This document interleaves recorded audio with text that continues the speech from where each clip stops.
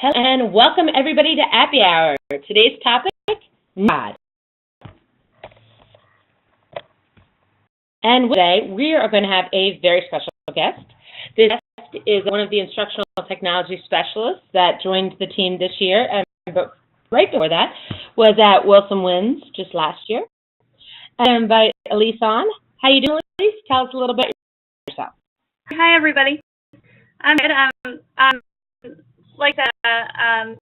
new to the team of instructional technology specialists, but I've had a great time since August supporting schools and central office projects, and something that John Allaire and I stumbled upon back in the fall was Nearpod, and we've loved spreading news about it to the schools we support, so I'm excited to share it with all of you today. Elise is also, she's a University of Maryland grad, so go Terps. Bachelor's in Education from Hood College.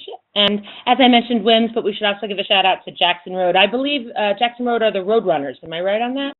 They are. That, in addition to being an instructional technology specialist myself, folks, I also have an encyclopedia of MCPS. So there's my fact for the day about me.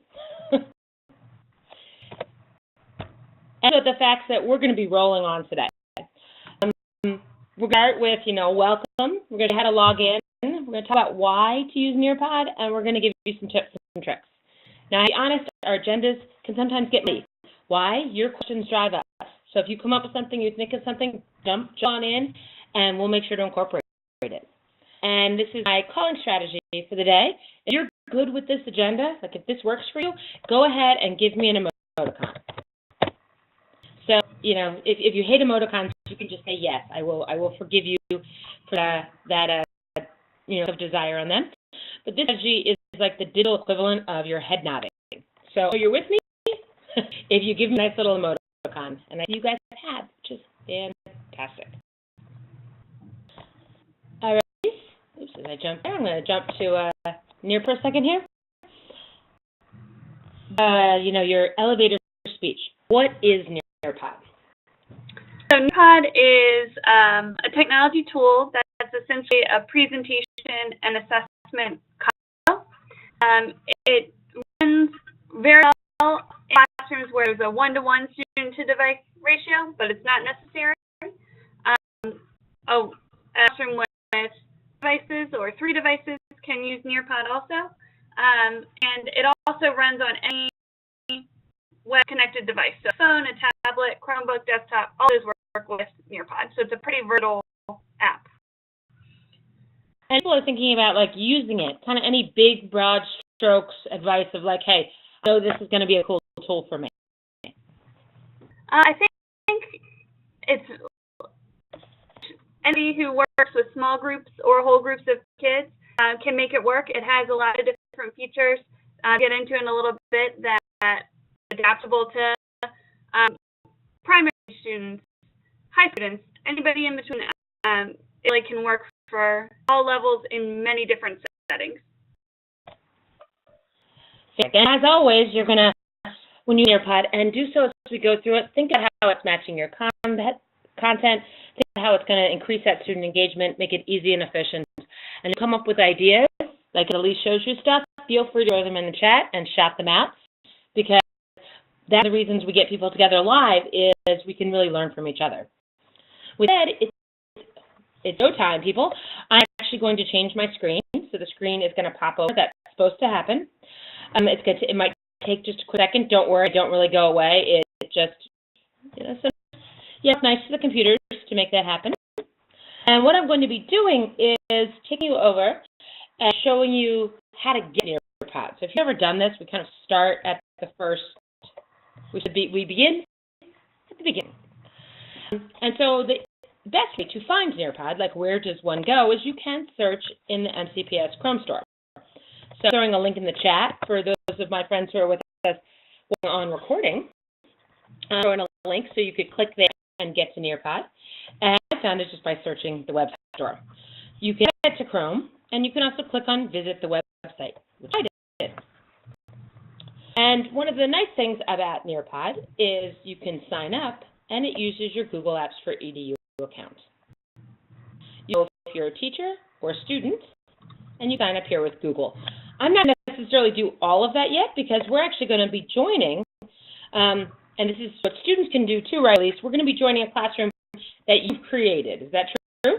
Yes. So not necessarily a classroom, but rather a certain presentation that I got the demo for our group today. And Elise has given us a code. You can see me typing on the screen right now. And if you're the kind of person who likes to click, click, click as you go, by all means, you can log into the classroom as well. And I know we have Lisa with us here today. She's going to. And this is how it worked for kids, right, Elise? They come to the Nearpod site. Mm-hmm. They type in the code, and then they press the little arrow. And it's really great because the students have to create any kind of account. They have to remember a different name and password. They don't have to put Google credentials for those little guys who are newer to technology. Really easy. But you might be thinking, well, Elise said it was an assessment tool. How am I going to know whose data is who? And it's because of what Carrie just did. She typed in her name. So there's certainly some coaching to be done with that. You want the student's real name. If there's 3 Carries, you want Carrie B, Carrie S, Carrie D. But no student accounts, they just have the code from your presentation. As are in the back of your head going through what makes a good app, you'll see that them just to put in a generic name like Carrie B. There's thousands of us out there. Allows them not to be tracking that student data and will respect their privacy. So cool. So I know we got a couple people in. Michelle's in with us, at least. I'm here. I'm sure a few others of you have jumped in. So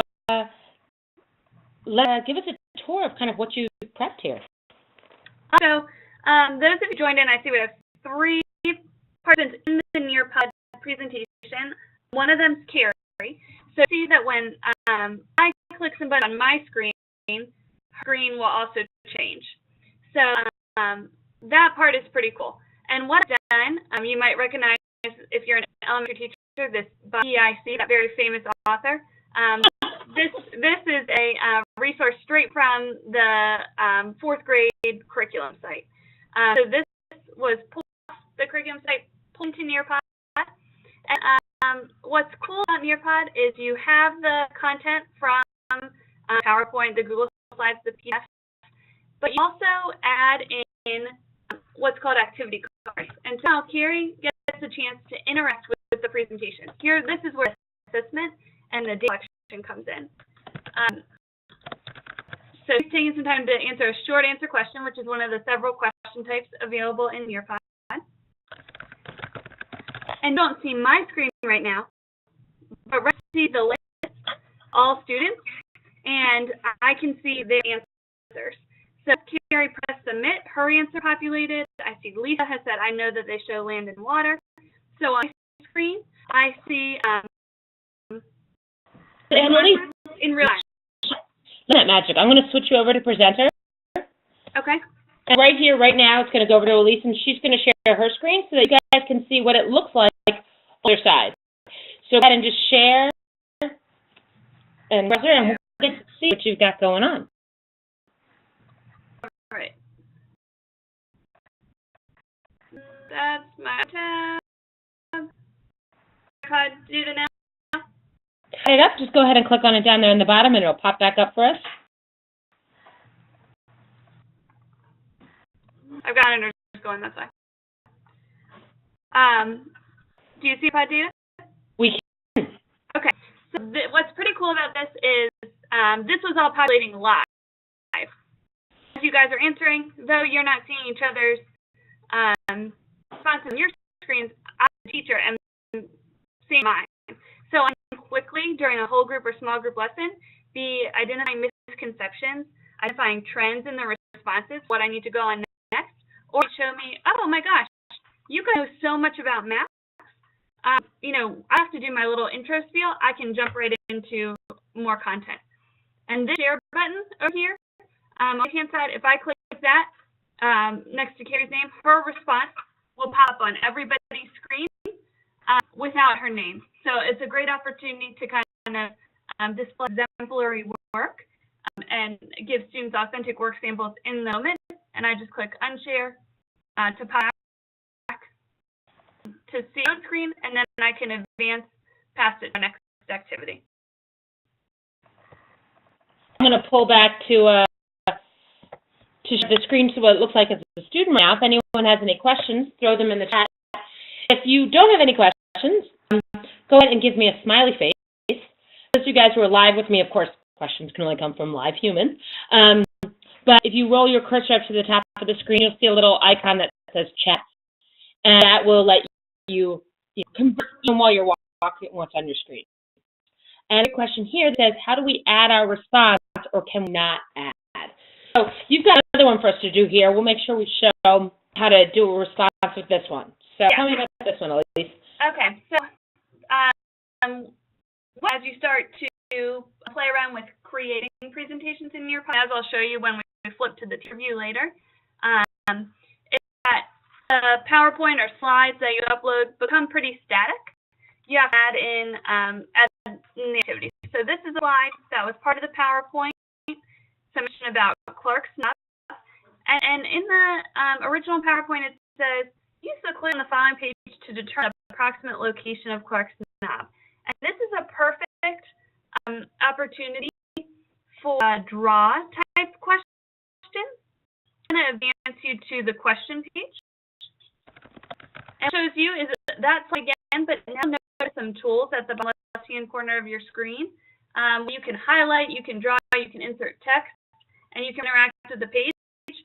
And again, when you press send, the blue button in the bottom right-hand corner, that's when I get that data on my screen. So that actually also answers one of the questions that came for us in the chat, which is how do I get it in? You're waiting for this blue button down here that says send. So that's where I put in the info about maps. There happened to be one of those guys down there too. As you can see, oh, this is so cool. I could also Google for image to lay on here. So if you asked for what does a key look like, I probably find an image to match it. I mean, think about it for vocabulary, right? Mm-hmm. That is very cool. I'm going to go back over here. But also, as you can see, I'm able to draw. I'm not going to be the best student here, but I'm going to have a field day. All in there. Now, it looks like, let me cover to, I'm assuming these would delete all my annotations, Elise? Yes. And I'm going to press send. If you are in it and doing it on your screen right now, go ahead and press send. I'm going to switch over, it says thank you. And I'm going to make Elise the presenter, and I'm going to show what that looks like on her end. Right.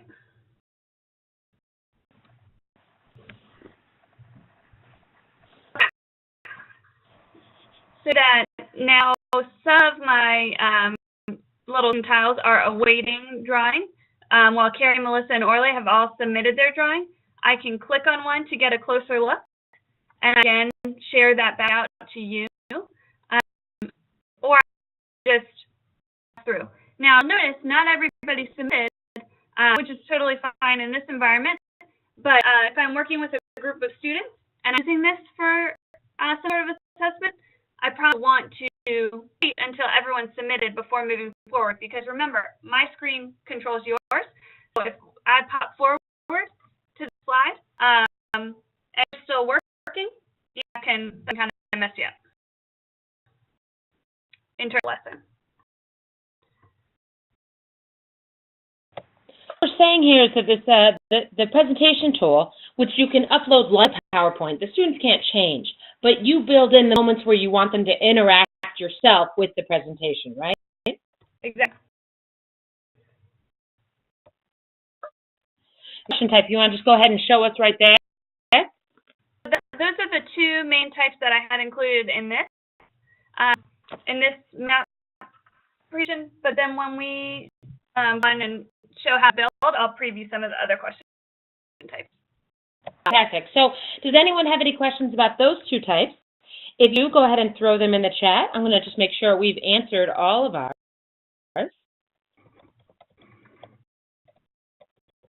So the big one that has already come through, how do we create these things? So what first things I showed you guys is when you sign up, I showed you that you put in a code, and then you automatically got into Elisa's experience. This was like her moment, right?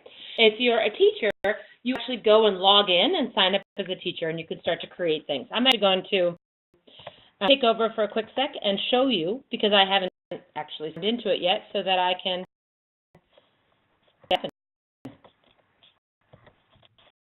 I do back control, so I have control now. And share Nearpod. So I'm going to go back the way I started before. Here I am. I'm at the Chrome store. I'm going to visit the website for Nearpod. And to sign up or log in. If you guys are new to this, you would go to sign up, and you're a teacher, and sign up with Google. If a teacher went in and said, I'm a student first, would that screw them up forever, or just or nothing? No, do anything, because students don't create accounts, which is nice. So you don't have to worry about that, like with other apps, where that gets tricky. Since the students never have to create an account, no worries there. So I logged myself as a teacher, and you'll see, oh, what's going on? You know, like kind of what's going here. I have a menu up here. I'm going to exit out. I'm going to leave this session.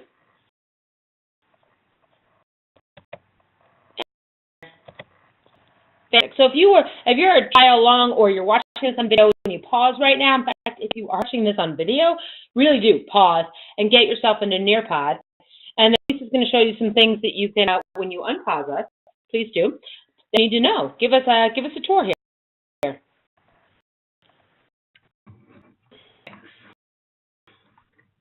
Good to have us, Elise, and we're going to collaborate. Okay, cool. Do you go share my screen, or do you Oh, I got, you're right. I got myself in, and so now Elise is going to and show you what to do here. Of course, has been logged in for many times. You know, she needs that power. She'll sign up. So I'm going to go ahead and share my screen. I'm at this home page, and I'm going to make a note that there is, like, popped up for Carrie, gold subscription, different paid subscriptions. We're going to talk today about the free features. Be great in and of themselves, and we'll know that there are more out there that paid features. We are going to jump through a couple of these. I'm going to say library. Library shows the Nearpod presentations that I've previously created.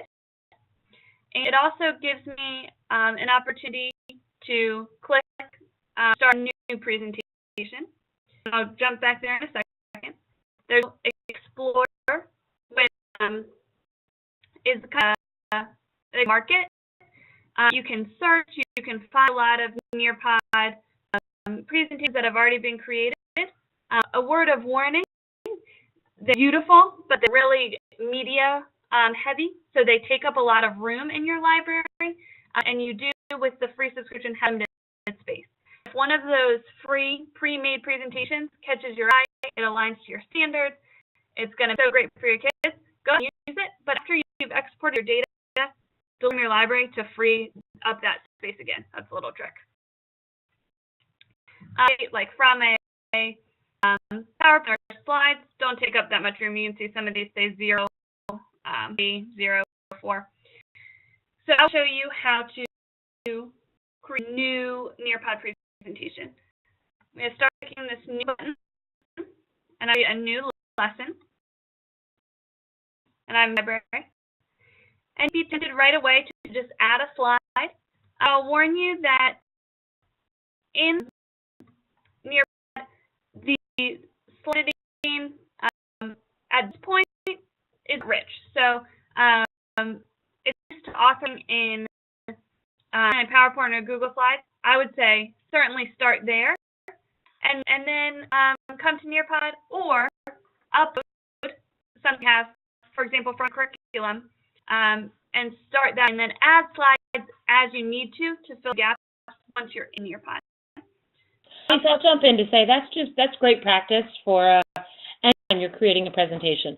If you have a technology you're comfortable with and good technologies are able to move from platform to platform, start where you're most comfortable, get yourself ready, and then move over. And we found we do a lot in slides, even though for this Wex, I have to use PowerPoint. But start in slides because we can collaborate all the way up to the moment when it's show time. So that's a great piece of advice. Thanks. So I clicked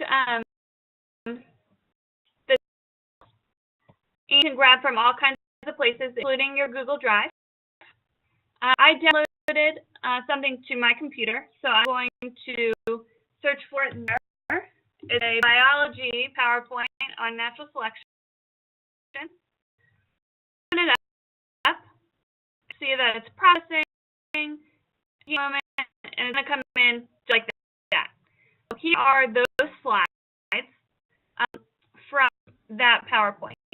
Now, what be careful of, like this one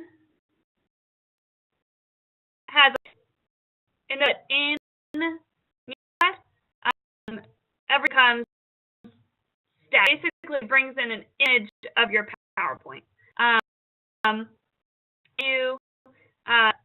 The access to click that hyperlink anymore. It's just an image of the slide. So things certainly keep in mind. Back in this view, here's where you'll want to add the slide to add the activities like the short answer or like the draw. Think about where would be a good opportunity to put a question. So maybe after the students are reading all this text, we want to add a question. Those are called activities. So I'm going to select activity and then decide which kind I would like to add. Now, some of them, like this memory test and fill in blank, are unfortunately premium features, but we have other options. And Elisa, if I jump in just real quick there, so pull you back. If anyone has any questions, go ahead and ask them. You imported a PowerPoint that you already had. It's not about instructionally where am I going to ask for, am I going to check in with my students? And then added this bubble came up, and you're able to pick which type of activities that you want to be able to do with your students. And I think as most people can see here, polls, quizzes, draw, open-ended questions, you got a lot of power. If anybody does have any questions, just throw them in the chat. If you don't, go ahead and give me a smiley face.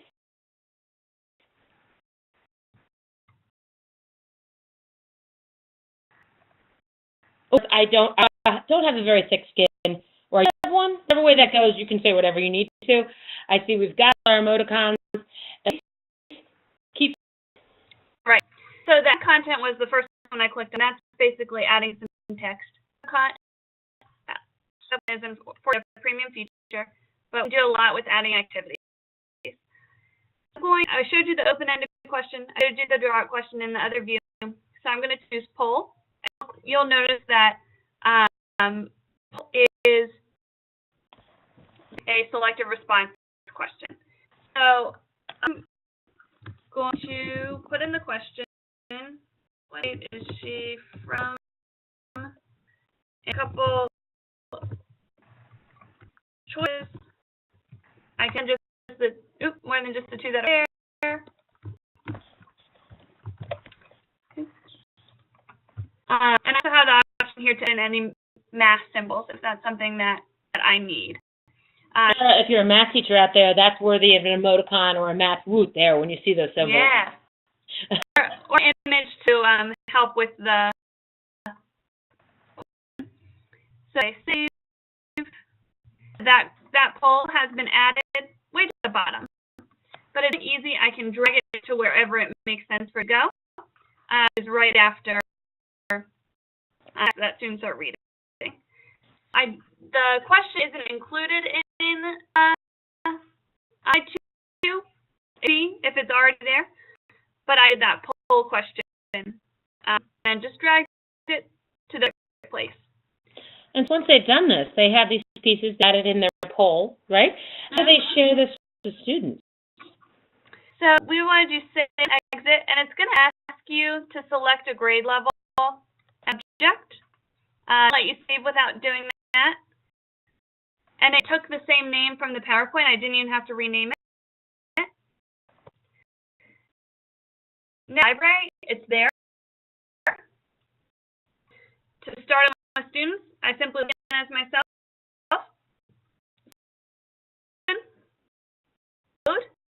I share my students, use any of these, and they're ready to rock and roll.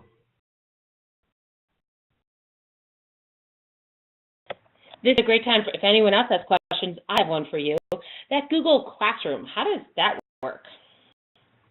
So as a teacher, I logged in with my mcpsmd.net credentials. And the first time I did this, I gave it permission to access my Google Classroom. Any class I'm an instructor in or enrolled in, it will let me push an announcement with the code. Send to Classroom extension. It gives us a little shout out for reading mind. I mean, how could we not, Paula? You know, great minds think alike. And Melissa wants to know, do you need a new code for each classroom?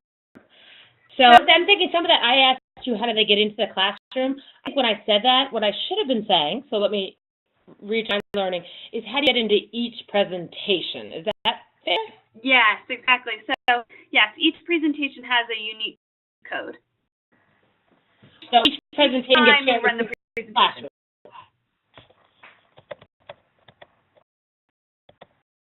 Have any questions? Go ahead and throw them in the chat. If you give me a smiley face, or, you know, this is one of these online conventions.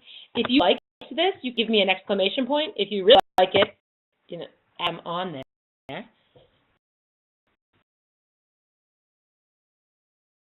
And stars, so you got that going for you, Elise.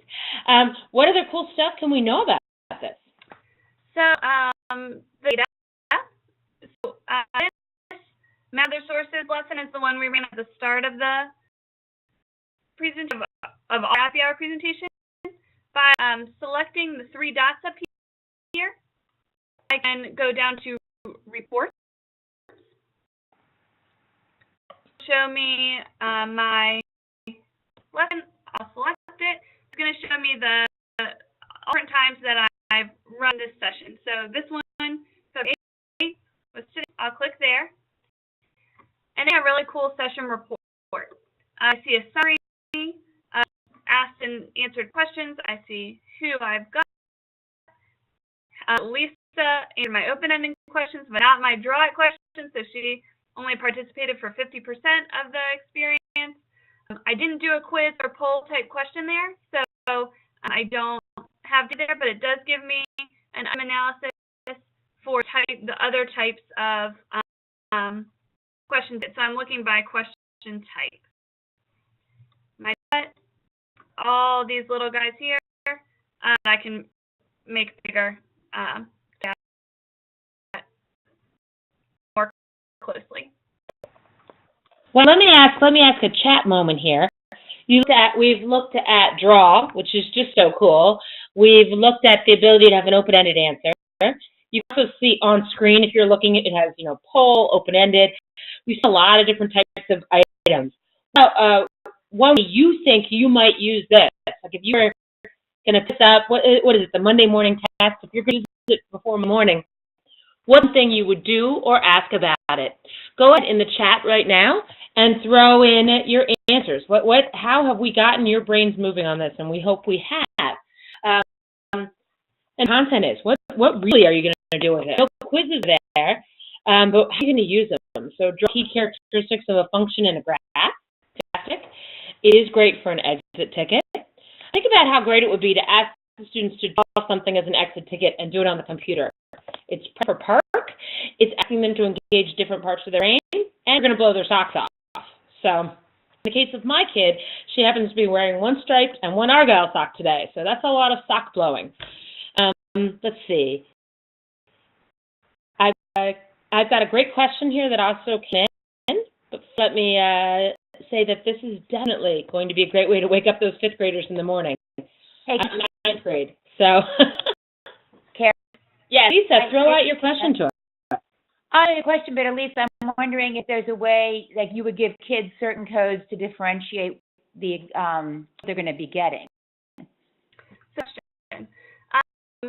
You can, you certainly can, but you as the teacher have to advance the slides. Like I'm clicking that next button. So you've got two groups of students working on two different presentations. You certainly can run both at the same time, but you would have to run at the same time by remembering to click next on two different presentations.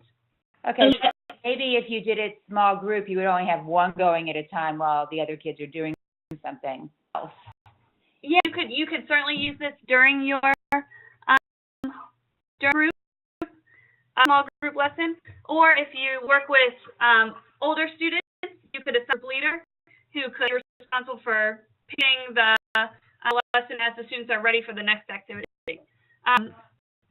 What about the quiz is that once they have the quiz, it gives them several questions, and they work their way through the quiz at their own time, but it's just those content slides. Moving on from the other question types, once they're done, the teacher account. Okay, cool, thanks. I agree with everyone, getting their brains working and activating their learning. And I think this is a good example on the integration continuum of this isn't just, you didn't opt to this, you didn't just come in and take a practice you used to do. This is like taking it to the next level to engage the students in the process. So I love this app, and I agree with you, Michelle. This is such a cool one. So before we wrap it up, Elise, any more tricks that we can show folks, and then I'll ask you if you have any kind of great advice. Let's see. One thing. So if you are on a team, a grade level team or a content level team, and you want to share your presentation with a teammate, you have the option to do that. So you can either share, you have some options. You can send a full copy, so a lesson to the recipient's Nearpod library, and then just like file, make a copy in Google. It gives a copy that they can do what they like to with, or you uncheck that. Oops. And their email, or grab a link to send, however you want to do it. You're sharing with them just a preview. So if someone who's co-teaching, and they don't need their own copy, you just want to say, hey, tomorrow, this is what we're doing. You can send them the preview. If it's someone who also teaches your same content and they want to do it but make it their own based on their form assessment data for their students, you can click an editable copy and then type in their email address and press send.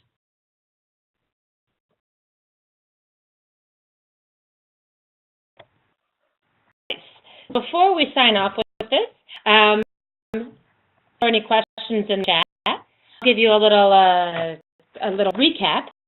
Nearpod is a way to take your presentations and make them collaborative and interactive with students. It's free, but there are some paid features. We've only showed you the free stuff today. It kicked my socks, so I liked it a ton. When you come in and use it, you can import from PowerPoint or slides into PowerPoint and pull it in, and we recommend that. Do mind you have a limited amount of space. If you use one of their free templates and they're very cool, think about deleting it after you pull your data out. And of course, data, those little three dots that we've grown to know and love in web-based design are a great place to get to reports so that you can see data on how your students are doing. Hi, I'm actually entering your attendance into PO, and Lisa without a last name. Hold on one second, Lisa. We're on recording right now, so hi, recording people. I'll give you a shout out. Please take our survey so we can give you credit too. And we won't sign off until we make that announcement to everybody. Thank you. I just want to see if there's any questions about Nearpod. I saw from Paula, how much space? That question. And I'm sorry that I don't know off the top of my head. We can find that out for you. I do know that it fills up kind of fast. That is good information to kind of keep an eye on it, and that one out for you. Now, before we go, any kind of last parting shots, advice you have for people about best practices for using this? I did a question from Lynn about if you were a secondary teacher and wanted to give the same presentation kids in a row, do you need to generate a new code? I think it's really up to you. You can do a lesson, and this is the lesson that we were in earlier, and it says this has an active session. Do you want to resume it? You can select yes. If you are not on starting from the beginning of the presentation, if you want to pick up where you left off yesterday, you can. Or you can click live lesson and then press no, generate a new code for your new class period.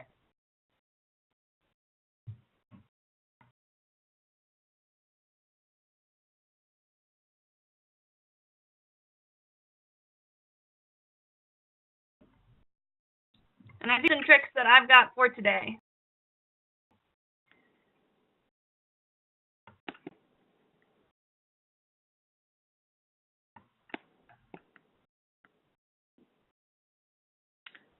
I've played around with Nearpod a couple of times, but this really clarified some things for me.